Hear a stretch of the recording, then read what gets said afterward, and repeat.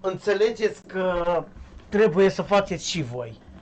Adică învățați de la Cătălin Talent, cel mai mare expert la exorcizări.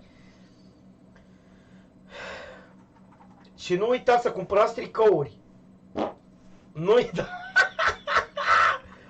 nu uitați să cumpărați tricouri cu Cătălin Talent. Nu uitați să cumpărați tricouri cu Cătălin Talent, vă rog mult de tot.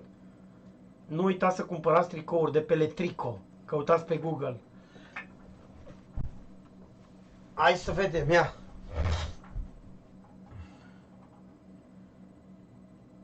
Cătălin Talent, bagă o exorcizare din respectul tău. Astăzi este ziua mea și împlinesc 35 de ani.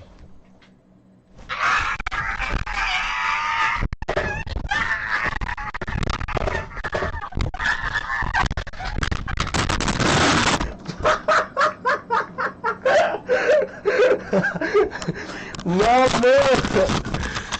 Băi, deci nu cred. Mamă, s-a rupt fiul, nu s-a rupt. Mamă, deci nu cred.